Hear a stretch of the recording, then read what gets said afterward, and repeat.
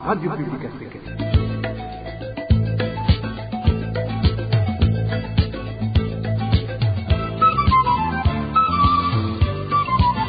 Radio Publique Africaine.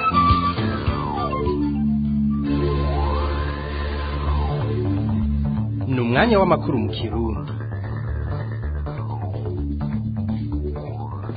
Inshuti bagenzi namwe bakunzi ba RPA kaze muri ano makuru mu Kirundi agizwe n'ingingo nkuru zikurikira.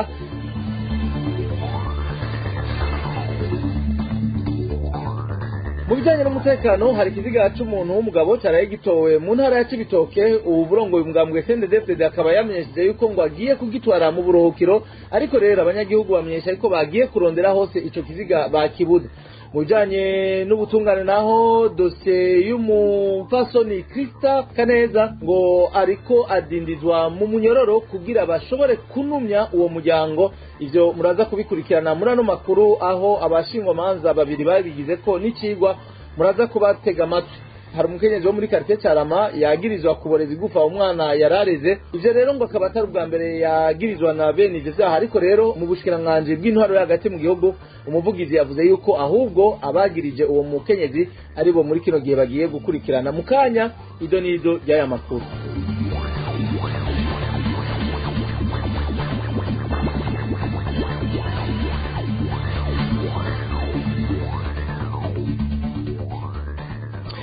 Reka nkuko nako ndababwira ano makuru tuyahereye ku bijanye n'umutekano, aho ikiziga c'umuntu w'umugabo caraye gitowe ku mugwa mukuru w'intara ya Cibitoke. Ikiziga catowe kimaze kononekara. Umukuru w'umugambwe CNDD-FDD mu ntara ngo akaba ari we yagitwaye, avuga ko akijanye mu buruhukiro bw'ibitaro bikuru vya Cibitoke. Ikiziga ariko abanyagihugu bazindutse kurondera muri ubwo buruhukiro bakabwirwa yuko atacigeze kijanwaho. Reka iyi nkuru tubibaze mugenzi wacu Elvis Niyomwungere. Ico kiziga c'umugabo caraye gitowe mu ntara Cibitoke, abanyagihugu bahita bakibonye nk'isaha 12:30 zo ku mugoroba ku mutumba Marambo ya mbere wa komine Rugombo. Ico kiziga catowe kimaze kononekara, gitorwa n'abanyagihugu munsi y'akabare bita Hozagara bakwetse n'umunuko. Abanyagihugu bakibonye bamenyesha ko ari ikiziga c'umugabo yoba afise imyaka iri hagati ya 30 na 35. Albert Nsekambabaye, umukuru w'umugambwe CNDD-FDD muri iyo ntara, niwe yaciye aza gutora ico kiziga n'imodoka yiwe, avuga ko agitwaye mu buruhukiro bwo ku bitaro bikuru ntara Cibitoke. Amakenga ni menshi mu banyagihugu baho mu Cibitoke kuko bagiye mu gatondo ko kuri uyu wa gatatu kurondera ico kiziga mu ruhukiro bw'ivyo bitaro barahebura. Ariko rero twagerageje gukurikirana nk'abene gihugu dusanga ico kiziga muri hospitali ya Cibitoke nta kiriyo siho kiri. Twebwe nk'abanyagihugu urumva tugira amakenga iyo tubonye hatowe ikiziga c'umuntu, akabona nk'uwo mukuru w'umugambwe araje aragitwaye avuga ko kijanye muri hospitali ugasanga nta kirimwo.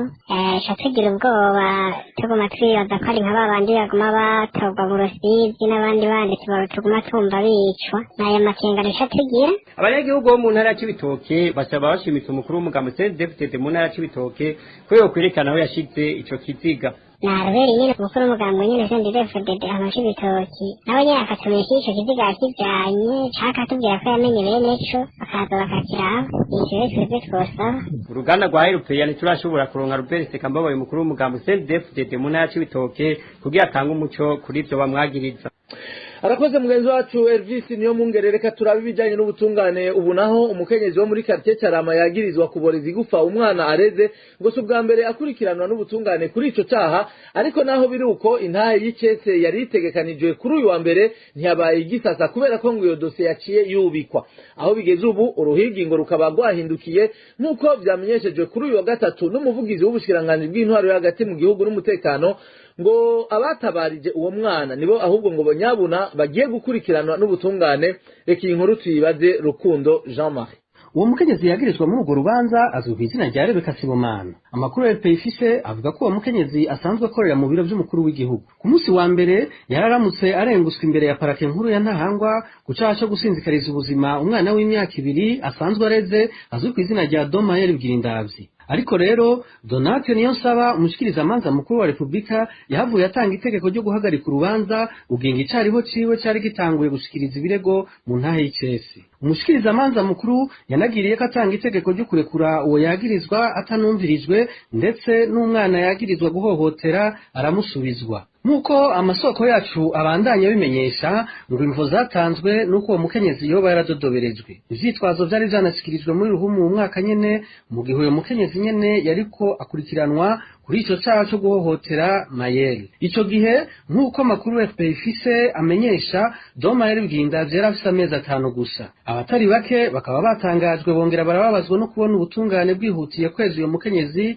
kandi ibipimo vy'ishirahamwe ry'abaganga batagira imbibe Médecins Sans Frontières vyakozwe ku igerekezo rya 29 Rusama 2019 vyerekanye ko uwo mwana yahohotewe vy'ukuri. Kukaba nkako nk'uko ico cegeranyo cabigaragaje, ivi ry'iburyo rya Mayel Bwindavye ryari ryaviyemwo amaraso, ico abahinga bo mu vy'ubuvuzi bita ekimoze, ivyatuma rero ukuguru k'urwo ruyoya rw'amezi 5 kuvyimba. Ivyo bipimo vyerekana kandi ko imitsi y'ukuguru yari yashikiriwe ku buryo uwo mwana atashobora gufunga ukuguru kw'iburyo, ivyo bita raideur articulaire mu mvugo y'abahinga. Nk'uko ico cegeranyo kivyerekana, ngo n'umutwe w'igufa ry'umurundi bita epiphyse tibial ryari ryavunitse. Ivyo vyose sentare nkuru ya Ntahangwa ikaba yabirengeje ku ruho rw'amazi, ifata ingingo y'ukweza Rebeka Sibomana ku igenekerezo rya 3 Ruhuhuma uyu mwaka ku caha co gukubita no gukomeretsa uwo mwana areze. Icaha atigeze ahagarika gukora kuko n'ubu yasubiye kwitwarirwa n'ababanyi biwe,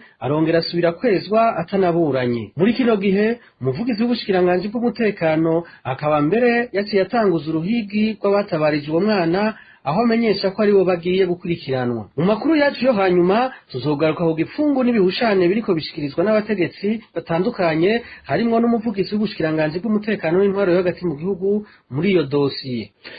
Tukivuga ibijanye n'ubutungane, hari umugwi w'abanyororo barenga 400 bafungiwe mu ibohero rya Mpimba bituye umukuru w'inama nshingamateka bamusaba kubarenganura. Abo banyororo bagizwe n'abahejeje igihano baciriwe hamwe n'abejejwe ivyaha bagirizwa. Mwikete bandikiye kuri uyu wa mbere urongoye inama nshingamateka bamumenyesha ko bituye abategetsi mu gisata c'ubutungane harimo n'umushikiranganje w'ubutungane, ariko ngo ntibatunganirijwe. Reka ibiri muri iryo kete tubibaze Eric Niyonzima.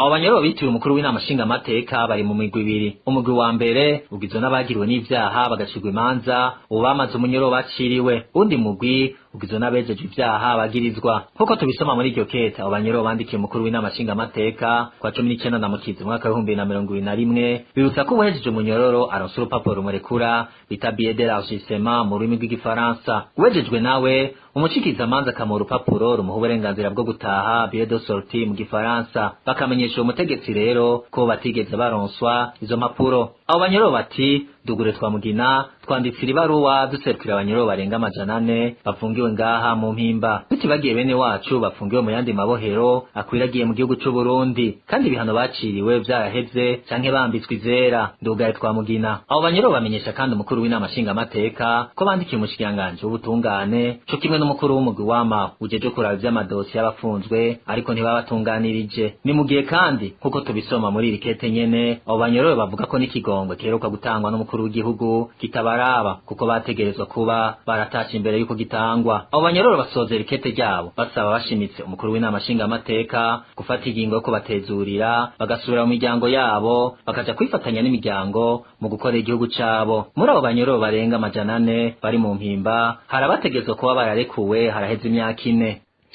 Reka tugume muri ico gisata nyene c'ubutungane, aho ishirahamwe rihurikiyemwo abashingamateka bo kw'isi hamwe n'ikigo citiriwe Raoul Wallenberg giharanira hagati y'akazina muntu biyamiriza ifungwa n'ihohoterwa ririko rikorerwa uwahazwa n'umushingamateka mu Burundi Fabiano Bancijyanino.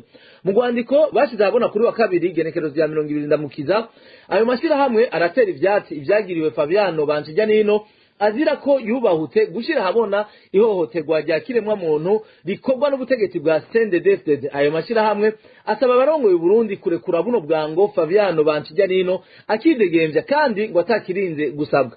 Reka iyi nkuru tuyibaze mugenzi wacu Eloge Kwizera. Ishirahamwe rihuza abashingamateka bo kw'isi ryifatanije n'ikigo giharanira hagati y'akazina muntu citiriwe Raoul Wallenberg rivuga ko inyuma y'imyaka itari mike y'ingorane za politike niho nyangwa ry'agati y'akazina muntu rikabije hamwe no kudahana abakora amabi, leta y'u Burundi itarigera yihanganira canke ngo yorohereze igikorwa c'abaharanira agateka ka zina muntu. Mu rwandiko bashize ahabona kuri uyu wa kabiri igenekerezo rya 20 ndamukiza 2021 abo bashingwa amateka bavuga ko kuva mu mwaka w'2020 inyuma y'urupfu rwa Petero Nkurunziza yari amaze imyaka 15 ku butegetsi atwaza umukazo ahohotera abatavuga rumwe nawe, intwaro ya Evariste Ndayishimiye yari izanye icizere mu bantu ko hari ibigiye guhinduka. Yamara nk'uko bishigwa habona n'iryo shirahamwe ry'abashinga amateka nta na kimwe cahindutse, kuko abantu babandanije gutotezwa no guhagarikwa hadakurikije amategeko. Iryo shirahamwe rigaruka kuhagarikwa n'ipfungwa ry'uwahoze ari umushinga amateka Fabien Banshijanino kwa munani Nyandagari 2020 yahagaritswe yagirizwa guhungabanya umutekano w'igihugu, gutyoza no kugwanya inzego za leta. Iryo shirahamwe riyamiriza ibyo byagirizwa Fabien Banshijanino ikavuga ko ari ibyitwazo, ahubwo azira kuba yashize ahabona abagandaguwe n'abanyurujwe n'ubutegetsi bwa CNDD-FDD kuva mu 2015.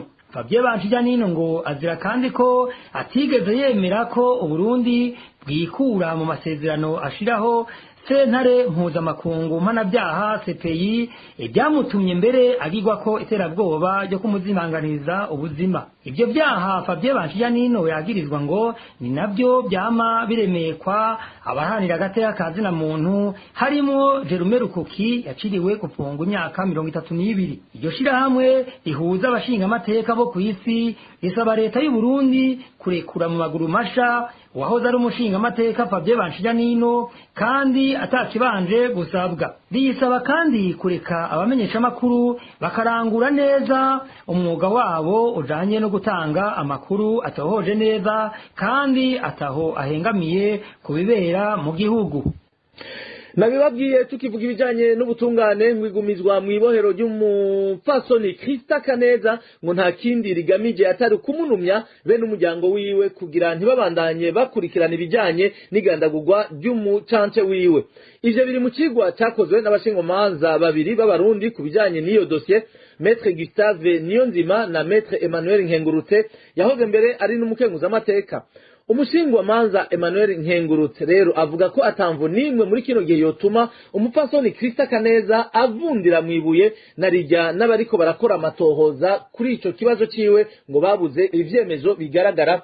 Kurikira Maître Emmanuel Nkengurutse. Ikigo twakoze cerekanye yuko abariko baragira amatohoza kuri iyo dosiye babuze ivyemeza bifadika bo kwitwaza kugira ngo bagirize icaha Kaneza ko yishe umugabo wiwe. Ivyemezo bazanye nirementanya ryigendera kuko abamwagiriza yuko yabatumye n'abakozi b'iperereza babiri, uwundi nawe yarakubiswa arashaya kubera yanse kumubeshera. Ariko iyo bashaka ukuri bari gushingira amatohoza kuri telefone ikarata karangamuntu basanze kumuhana ahakorewe icaha, kumuhana w'umuhisi hamwe rero n'uwo bafatanye itelefone y'uwo muhisi. Cigaragaza nuko Kaneza bamufashe mu ntumbero y'ukumunumya kuvyo yubaze kandi ntiyongere ngo akoreshe enquête. Muribuka ko umuryango we wari watanze amafaranga y'agashimwe baca bamufata bamubike, maze kandi baca bamugereka kw'icaha bahave rero bakingire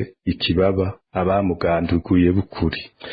Umushingwamanza Nkengurutse avuga kandi ko kubona Krista Kaneza atarasohoka ibohero rikuru rya Mpimba ari ikimenyetso gikomeye ntabesha ko urwego rw'ubutungane mu Burundi rukorera ku gitsure c'ubutegetsi. Uru rubanza kandi rwerekanye yuko amategeko n'ingingo z'amasentare zitaciganje mu Burundi, ahubwo higanje abategetsi kuko bashobora guhagarika ishirwa mu ngiro z'amategeko hamwe n'ingingo za sentare ibitigeze biboneka mu bihugu vyitwa ko ari vya demokrasi. Ubu butungane bw'u Burundi bwarahinduye imbono, ingendo n'intumbero. Ubutungane n'ubw'inguvu z'igipolisi n'iza gisirikare hamwe n'abategetsi bategeka izo nzego zibiri. Akarorero Pierre Nkurikiye, umuvugizi w'ubushikiranganji bw'indwara yo hagati mu gihugu n'umutekano, araza akivanga mu vy'amatohoza y'inyamiramabi akagiriza kaneza ku mugaragaro ko yakoze icaha co kwica umugabo wiwe hanyuma mbere akamupfungisha.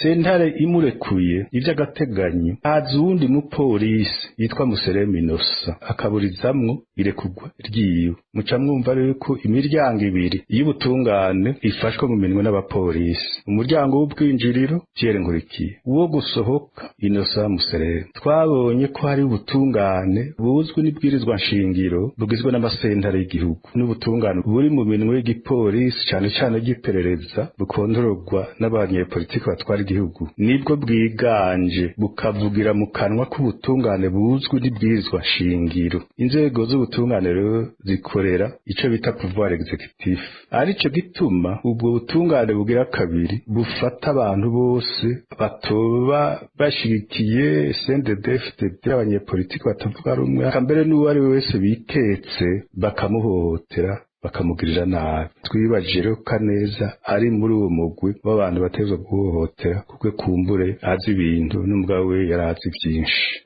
Reka mu buhinga bw'ivyuma batumirire amate mu kanya tuvuga ibijanye n'intwaro ibereye. Erupeya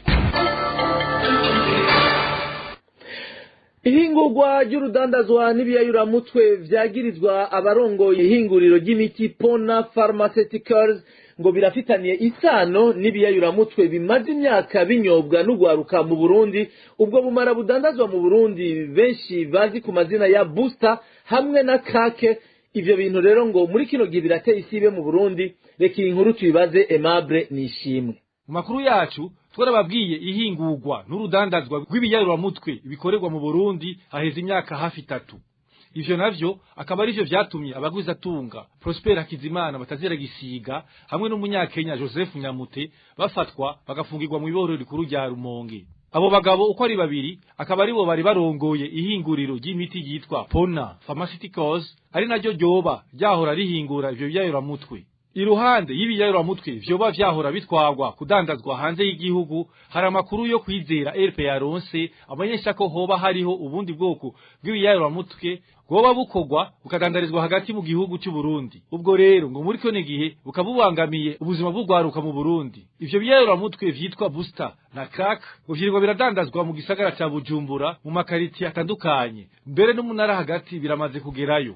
Ivyo rero bikaba bihagaritse umutima abavyeyi n'abandi bazi ingaruka mbi ubwo bumara buheza bukagira ku magara yabo bwasinzikaje. Bamwe mu begereye ishirahamwe Pona Pharmaceuticals bamaze no kwikeka ko ifungwa rya Prosper Hakizimana batazira gisiga n'uwo munyakenya yitwa Joseph Nyamute ko bari kubakingira canke gutinya igitsure c'amakungu ukubera bitumvikana ingene bene shirahamwe Pona Pharmaceuticals bofungwa bagirizwa guhingura no kudandaza ibiyayuramutwe ariko ishirahamwe rikabandanya rikora. Bamwe begereye iyo dossier babwiye RPA ko ugo rudandazwa rurimo abantu bakomeye mu butegetsi bwa CNDD-FDD uhereye ku bushikiranganje w'amagara y'abantu Tade Ndikumana, ari naco gituma ugo rudandazwa rubandanya. Tuzobigarukako.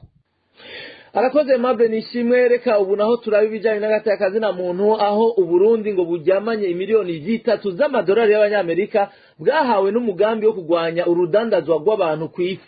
Urudandazwa rwari rwibonekeje ko ruriko rurakorwa ku rugero runini mu Burundi. Ico gihe Burundi bwaronswa ayo mafaranga, umushikiranganje Alain Guillaume Bunyoni ariwe arongoye leta muri kino gihe yaraye kandi arahiye ko atarudandazwa rw'abantu riri mu Burundi. Ico gihe yakira ayo mahera yatwara ubushikiranganje bw'umutekano. Idonido na Dani Claire iratwumva.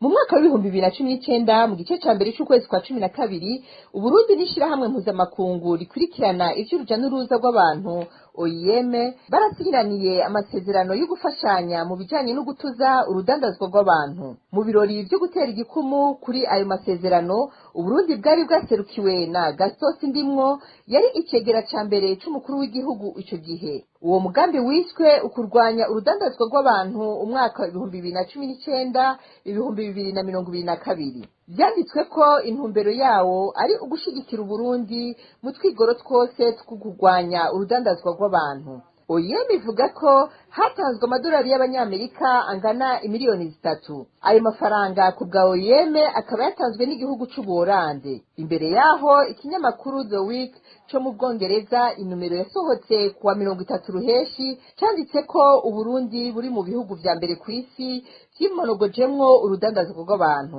ico kinyamakuru naco nyene kikaba cari kije cyuhirira icegeranyo c'ubushikiranganji bw'imigenderanire ya Amerika n'amakungu. Mu bihumbi 2016 ubwo bushikiranganji bukaba bwashize Uburundi mu cicaro ca gatatu c'ibihugu vyiganjemwo urudandazwa rw'abantu. Umwe mu bakozi ba leta y'u Burundi ari mu begereye idosiye y'urudandazwa rw'abantu avuga ko icicaro ca gatatu bisigura ko Uburundi bwamaze kurengana umurongo utukura mu bijanye n'urudandazwa rw'abantu. Leta uhereye ku ntwaro y'umuhisi nkuru nziza gushika kuyihari kino gihe zamye zizeza abarundi ko hagiye gufatwa ingingo zo gutuza urudandazwa rw'abarundikazi batwarwa mu bihugu by'Abarabu. Ivyo ariko umushikiranganje wa mbere Aregiyome Bunyoni muri izo ntwaro zose aza mu bategetsi bakuru b'igihugu akaba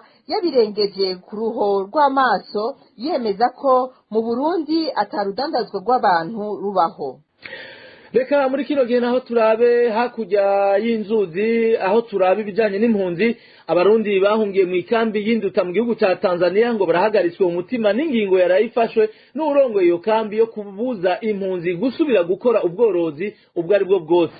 Ingingo abarundi bahungiye muri iyo kambi babona ko ije gusongera isibe na rijya batari banakirekuriwe kurima. Idonido na Francine Mahoro. Kuri uyu wa kabiri nk'igihe cy'isaha indwi niho uwurongoye ikambi y'Induta yakoranya abarundi bahungiye muri iyo kambi bahurira muri zone y'indwi ikibanza basanzwe bakoraniramwo kirimwo agasoko. Uyo mutegetsi nk'uko amakuru dukura aho Induta abimenyesha ngo yarabakuriye inkoni ku gishitsi ababwira yuko atagitungwa na kimwe akeneye gusubira kubona muri iyo kambi inyuma y'indwi zibiri. Umwe muri abo barundi aravyigana. Umukuru w'inkambi ya Nduta yategetse impunzi kubaka vuba bwangu ibitungwa byose byorowe mu nkambi ya Nduta mu kiringo kitarenze iminsi 15 navyo ni nk'inka, impene, intama n'ibindi. Atako amenyesha ko atangurube akeneye kumva aho yabagiwe. Abo barundi bavuga ko iyo ngingo ije isongera isibe kuko ivyo bitungwa ari byo byonyene byari bisigaye bibasahiriza inyuma yaho baburijwe no gusubira kurima, ari naho gusaba leta ya Tanzania kubatezurira. Tubona yuko iyo ngingo ari yo kudukandamiza. Nk'akarorero umwana arakeneye amagi kugira agire amagara meza reka n'ukuze. Turasavye leta ya Tanzania ireke kutwicisha ibihano kuko naho turi impunzi turakeneye kubaho. Tubibutse ko mu mpera z'umwaka uheze ariho hatangura gukorwa rusansuma rw'ibitungwa byose byororewe aho muri iyo kambi ya Nduta. Arakoze mugenzi wacu Francine Mahoro. Muri gwa rukurikirane rw'amakuru ajanye n'ubuzima bw'abarundi bari mu makambi y'impunzi hirya no hino mu bihugu by'akarere, uyu munsi tubayagira kubijanye n'umwidegemvyo impunzi ziri mu ikambi ya Nakivale mu gihugu c'Ubuganda zisumbije izindi impunzi zo muri aka karere. Abahungiye muri iyo kambi bakaba ngo bafite mbere n'uburenganzira bwo gukora imirimo yose bifuza mu gihe bitabangamira umutekano w'ico gihugu kibahaye indaro. Kurikira umwe mu mpunzi z'abarundi babayo yaganiriye na RP. Aha iwacu mu nkambi Nakivale ni inkambi novuga yuko ifise ukuntu itunganijwe kandi itunganijwe neza cyane gose kuko leta y'Ubugande yaraduhaye umwidegemvyo, yaraduhaye indangampunzi. Ni kuvuga umaze kuba ufite indangampunzi, umaze kuba ufite ibyangombwa byawe bitwemerera kuba ngaha muri Uganda nk'impunzi, baraturekuriye ubuzi bwose bushoboka. Ahari akazi uragenda ugasaba akazi nk'abandi bakaguhereza akazi baravye qualification ufise. Hanyuma kujanye no kwiyungunganya, turiyungunganya mu buryo bwose bushoboka. Ushaka kurarima, ushaka kurakora business zitandukanye, budandaza, transport. Tugenga anye mu nkambi nta muntu akubuza ngo kugenda mu muji wa Mbarara, turahaguruka tukagenda mu Mbarara uko ushatse. Navyo kwigura genda gusaba uruhusha, ufise gusa ugenda ufise icyangombwa cyawe akama. Urashobora kugenda Mbarara, urashobora kugenda Kampala atavyo kurinda gusaba movement permit kuko ufise ID. Ikindi naco baranavyoroheje ku bantu bafise business nini zikomeye cyane, ku bantu bashaka gutembera hariho igitabo c'inzira c'impunzi umaze kuba ugifise urashikuriye kugenduka mu bindi bihugu kurangura za Dubai ushobora kugenda mu bindi bihugu bitandukanye nukuri leta y'Ubugande twintu kijanye n'itunganya ry'impunzi yaravyoroheje isaha yose wumva ushaka kujambara uragenda isaha yose ushaka kuja muri Kampala uragenda gusa natwe ico bakubwira kutarenga ku mategeko y'igihugu iyo urenze ku mategeko y'igihugu uhanwa nk'umwene gihugu yarenze amategeko. Reka ndabashimire nshuti namwe bakunzi ba RPA namwe mwese mwakurikiranye ano makuru. Nshimire bagenzanje bamfashije gutororokanya ano makuru, ariko kandi nshimire n'abakoze mu buhinga bw'ivyuma mu buryo butandukanye kugira amakuru abashikire. Irindi sango ry'ayandi makuru y'ikirundi nejo ku muhinga mu nkaya mango kuri mikro mukaba mwari kumwe na Bob Ruguri.